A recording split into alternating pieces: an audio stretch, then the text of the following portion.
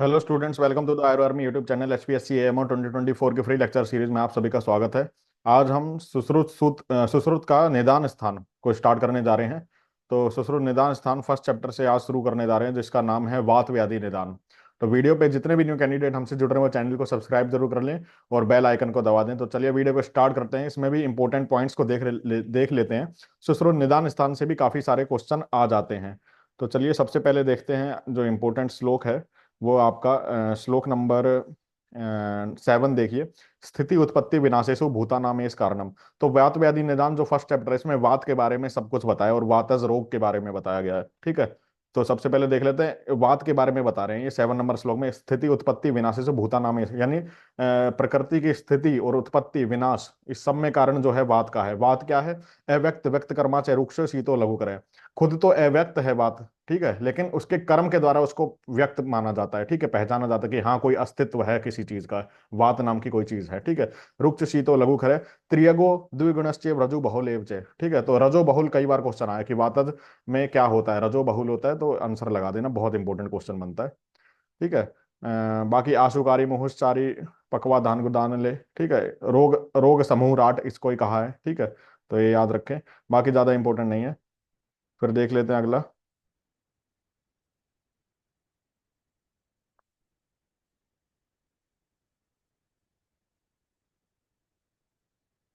श्लोक नंबर 12 देखिए। इसमें बताया है कि 5 प्रकार के वात, तो उनके नाम है प्राणोदान समान व्यान अपान। ठीक है, तो ये हमें पता ही है 5 प्रकार के वात के नाम। अगला देख लेते हैं, ये इंपॉर्टेंट है। ये क्या बताया? प्राणवायु के बारे में बता रहे हैं, 13 नंबर श्लोक। ठीक है, तो वायुर्यो वक्त्र संचारी से प्राणो नाम देह दृक् सो अन्नम प्रवेश अत्यंत प्राणश्चापलंबित प्रायस कृतो दृष्टो हिक्का श्वासा। तो ये रोग पूछ लेते हैं कि किस वायु की दृष्टि से हिक्का श्वास आदि रोग होते हैं, ऐसे क्वेश्चन आ जाता है। तो याद रखें, प्राणवायु की दृष्टि से। तो ये इंपॉर्टेंट श्लोक है। अगला देख लेते हैं। ऐसे ही हर बात के बारे में बताया, जैसे उदान के बारे में बताया, उदानो नाम यस्तु उद्रवम पेति पवनोत्तम। तो ये क्वेश्चन जरूर आता है, बहुत इंपॉर्टेंट है कि पवनोत्तम कौन सी वायु है। ठीक है, तो पवनोत्तम उदान वायु है, इंपॉर्टेंट है, इसको जरूर रट के जाएं आप। ठीक है, पवनोत्तम से हमें लगेगा उत्तम यानी प्राण वायु जो हमें प्राणों की रक्षा करती है, लेकिन नहीं, उदान वायु इज द आंसर। तो याद रखें। और इसका काम क्या है? भाषित गीत आदि विशेष आदि। और क्या रोग हो जाते हैं अगर इसकी दृष्टि हो जाती है? तो ऊर्ध्व जत्रुगत यानी ईएनटी के रोग हो जाते हैं, तो उदान वायु की दृष्टि से इंपॉर्टेंट है। अगला देख लेते हैं। आम पक्वास्य चरो समानो वन्य संगत है। तो समान वायु के बारे में बता रहे हैं, आम पक्वास्य। ठीक है, अन्न का पाचन वगैरह करता है। और इंपॉर्टेंट क्या है? गुल्म अग्निसाद अतिसार प्रवृत्तिन। ठीक है, तो रोग देखिए, समान वायु की दृष्टि से गुल्म अग्निसाद अतिसार ये वाले रोग हो जाते हैं, तो इंपॉर्टेंट है। अगला अपान वायु 16 नंबर, पकवा धाने ले अपाने। ठीक है, समीरणो शुक्र मूर्त गर्भ। तो एक क्वेश्चन याद रखें, गर्भ का निष्क्रमण किसके द्वारा होता है? तो अपान वायु के कारण।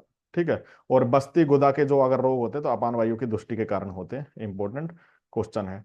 बाकी सबसे इंपॉर्टेंट श्लोक एक ये है, 20 नंबर देखिए। शुक्र दोष से, ठीक है, शुक्र दोष प्रमेह व्यान अपान से होते हैं। ठीक है, तो कोई पूछे कि शुक्र दोष और प्रमेह में कौन सी वायु का प्रकोप होता है, तो व्यान और अपान। ये क्वेश्चन बहुत इंपॉर्टेंट है, कई बार आता है।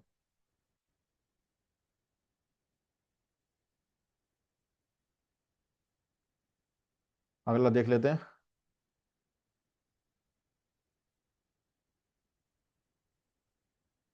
ठीक है, 23 24 ये जो श्लोक है, इसमें क्या बताया? ये अगर आमाशयगत बात हो जाए, ठीक है, बात अगर आमाशय जगह में पहुंच जाए, ठीक है, या फिर पक्वाशय में पहुंच जाए, तो क्या क्या लक्षण होते हैं, तो ये बताया। जैसे वायु आमाशय, आमाशय में पहुंच जाए तो मोह मूर्छा पिपासा हृदय ग्रह प्रसव वेदन ये हो जाता है। पक्वाशय में हो जाए तो आंत्र कूजन शूल नाभि करोति कृच्छ्र मूत्रम पुरुषत्व आना। ठीक है, ये सारा चीजें बताई हैं। तो इनसे क्वेश्चन तो नहीं आता, एआईपीजीटी में पूछ लिया जाता है।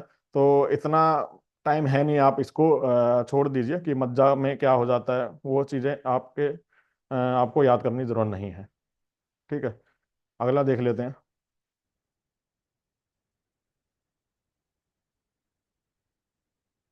फिर 32 नंबर 33 नंबर ये है पित्तावृत। जैसे प्राण पित्तावृतवाद, उदान पित्तावृतवाद, तो उनके लक्षण है। तो इसको भी आप छोड़ दीजिए, ज्यादा इंपॉर्टेंट नहीं है। अगला देख लेते हैं।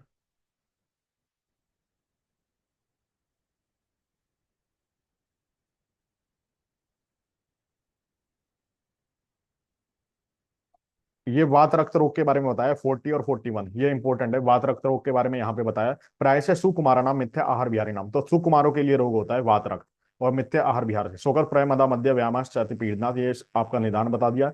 ऋतु सातवें विप्रह स्नेहादेन अव्यवाय च स्थूले वात रक्तम प्रकोप्य, तो वात रक्त के बारे में बताया है, ये सारा चीज है, ठीक है। अगला देख लेते हैं।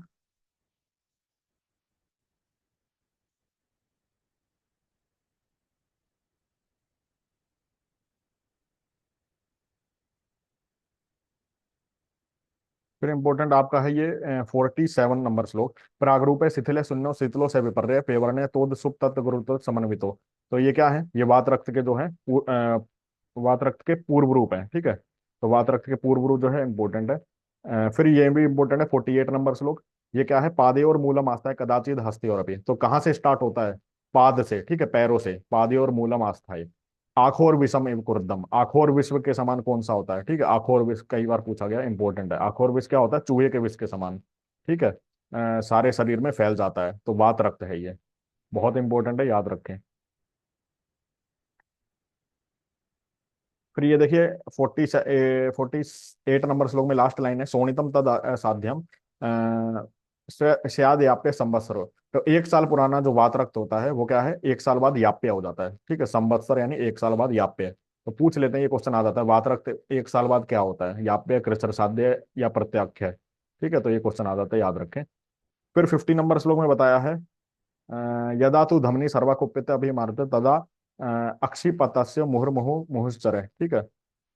तो ये आक्षेपक के बारे में बता रहे हैं, ठीक है। तो आक्षेपक में एक चीज याद रखें कि धमनी में वात प्रकोपित होता है। तो क्वेश्चन आ जाता है कैसे, वात सिराओं में प्रकोपित होता है, धमनी में प्रकोपित होता है, ठीक है। या कुछ और चीज लिख देंगे ऑप्शन में, तो याद रखें धमनी में प्रकोपित होता है, उसको आक्षेपक कहते हैं, ठीक है। बाकी इंपॉर्टेंट है सो अपतानक, अपतानक के बारे में बताया, सो अपतानक यह पातयन्ते अंतरा अंतरा, ये क्वेश्चन आ जाता है, ये लाइन लिख के आ जाती, पातयत्ते अंतरा अंतरा इज द लक्षण ऑफ अपतानक, तो याद रखें। दंडवत स्तंभेति कृसरो दंडापतानक, तो दंडापतानक के बारे में बता रखा है। बाकी जो है इंपॉर्टेंट धनुर्स्तंभ के बारे में बता रखा है इसमें, ठीक है।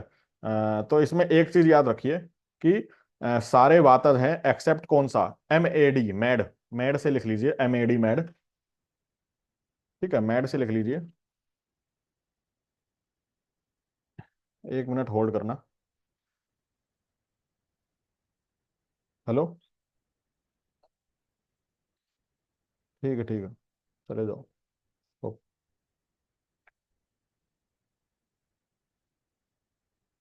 सॉरी, इमरजेंसी का कॉल था, ठीक है। तो चलिए ये देख लेते हैं आगे का। तो इसमें मैड से याद रखिए, एम ए डी, मैड में एम से हो गया मन्या स्तंभ, ए से हो गया अपतंत्रक, ठीक है, और डी से हो गया डंडा अपतानक। ये वात कफज हैं, इनके दो से याद रख लिया आप, वात कफज हैं। बाकी जितने भी हैं वो वातज हैं, ठीक है, जैसे अपतानक, दंडा अपतानक, हनुग्रह, धनु स्तंभ, ये सारे वात के कारण है। लेकिन मैड वाले जो हैं, एम ए डी मैड, आप या लिख लीजिए, वो वात कफज है दोनों में, ठीक है। तो इंपॉर्टेंट क्वेश्चन है।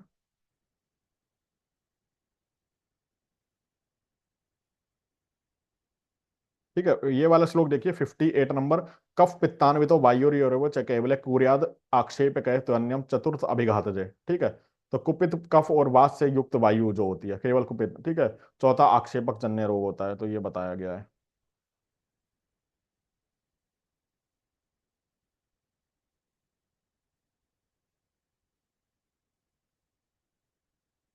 फिर ये देखिए पक्षाघात के बारे में बता रहे हैं।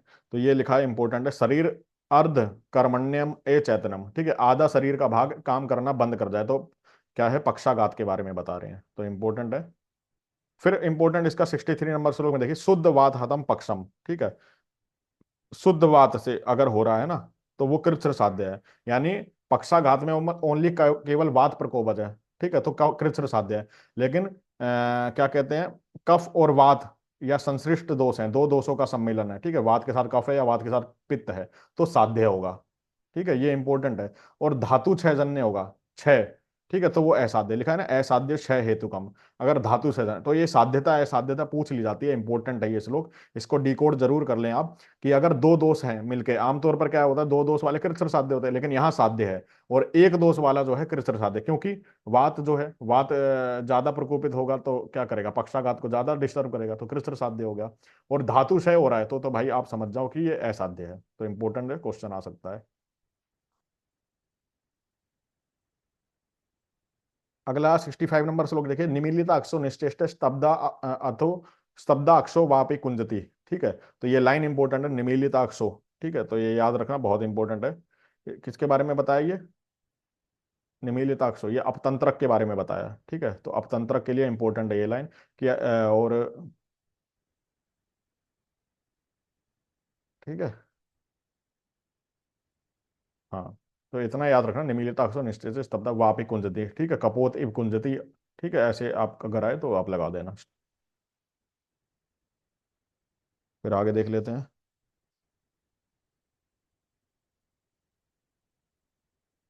अर्दित के बारे में बता रहे हैं इस श्लोक में, 69 70 नंबर। तो पहले तो कारण बता दी, गर्भिणी सूति की बालिका। तो इंपॉर्टेंट यहां से याद रखना, वक्त्रम अर्दितम। ठीक है, मुंह जो है टेढ़ा हो जाता है, अर्दित। वक्री भवति वक्त्रार्धम ग्रीवाम चाप्य वर्तते, ये लाइन लिख के आ जाती है, ये अर्दित के लिए बोला गया है। शिरस चलती वाक संगो नेत्रादि नाम से वैकृतम। ठीक है, यानी कि वाक संग बोल नहीं पाता है और नेत्र जो है टेढ़े मेढ़े हो जाते हैं। ठीक है, ग्रीवा चिबुक दंता नाम, ये इसको छोड़ दें बेशक। इतना याद रखें आप, इंपॉर्टेंट है। अगला देख लेते हैं। फिर इसमें जो है,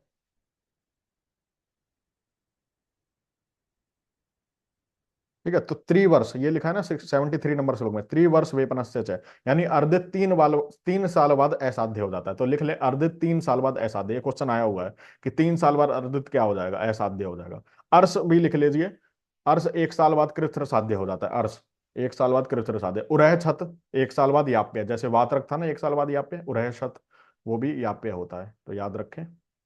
अगला ये है 74 नंबर श्लोक, पार्षणी प्रत्यय अंगुलाम टू कंडरा या अनिला अर्दिता। तो ये किसने? गृद्धऋषि के लिए बोला है। तो पार्षणी प्रत्यय अंगुली नाम इंपॉर्टेंट है।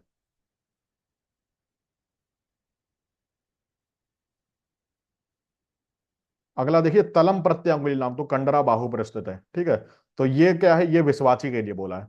जैसे गृद्धऋषि और विश्वाची का मिलता जुलता श्लोक है, तो याद रखें, पार्षणी प्रत्यय अंगुलियाम ये आए तो गृद्धऋषि है, तलम प्रत्यय अंगुली नाम आए तो विश्वाची है। क्रोस्टिक सीरीज के बारे में बोला है, ज्यादा इंपॉर्टेंट नहीं है। खंज और पंगु के लिए बोला है। तो खंज और पंगु में देखिए, वायु कटिया स्थित है, कटी में वायु रहती है।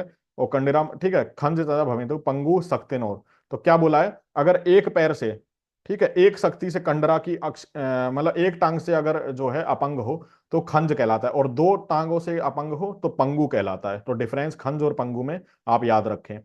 फिर है प्रकरापन वेपते यस्तु खंज च गच्छति कलाय खंज। तो ये ज्यादा, इसमें यह रखना, विद्या मुक्त संधि प्रबंधनम, ये कलाय कंज का लक्षण है, मुक्त संधि प्रबंधनम। ठीक है, तो याद रखें। बाकी जो है वात कंटक बताया, तो खुड्ड का आश्रित है, खुड्ड का आश्रित है वात कंटक। ठीक है, जिसको क्या कहते हैं? Calcaneum spur. ठीक है, एड़ी में जो दर्द होता है उसके बारे में बताया। बाकी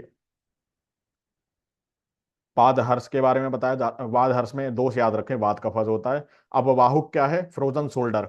तो अंश देश स्थित वायु शोषित्वा अंश बंधनम। सिरा अंकुन्द्रिय, तो याद रखें, सिराओं में वात का प्रकोपन होता है। ठीक है, तो अब वाहु के याद रखें।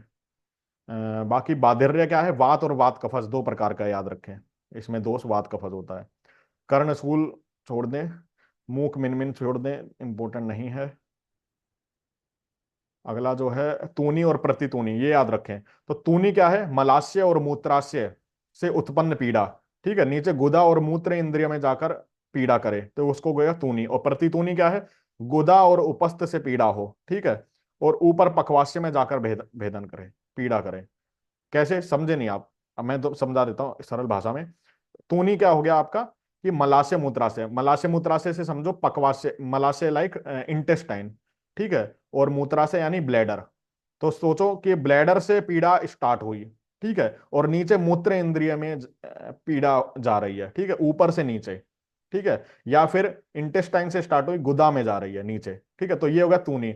अब सोचो प्रतितूनी क्या है? गुदा और मूत्र इंद्रिय, यानी लिंग से ही आपका पीड़ा स्टार्ट हुई और ऊपर जा रही है ब्लैडर तक, तो नीचे से ऊपर। तो याद रखें, प्रतितूनी है, तो कंफ्यूजन दूर हो जाएगी। आदमान के बारे में बताया हुआ है, प्रकोपित अधो वायु से उदर में आटोप वगैरह हो जाता है। ठीक है, और प्रत्यादमान कफ वायु, तो प्रत्यादमान में दोष याद रखें, कफ वायु होता है। क्वेश्चन पूछ लेते हैं। प्रत्यादमान विमुक्त पार्श्व हृदय, विमुक्त पार्श्व हृदय, ये क्वेश्चन इंपॉर्टेंट है, ये लक्षण है प्रत्यादमान का। ठीक है, तो ऐसे करके अष्टीला और प्रत्यय अष्टीला ये ज्यादा पूछा नहीं जाता है। तो फर्स्ट चैप्टर जो है आपका सुश्रुत निदान स्थान का, वो काफी लेंदी था, तो ये आपका फिनिश होता है। बहुत इंपॉर्टेंट चैप्टर है, इसको जरूर पढ़ के जाएं, मेरी वीडियो को जरूर देख लें एग्जाम में जाने से पहले, ठीक है। वीडियो कैसी लगी हो लाइक और शेयर करना ना भूलें, और कोई भी क्वेश्चन हो कमेंट करके हमसे पूछ सकते हैं। तब तक के लिए जय हिंद, जय आयुर्वेद।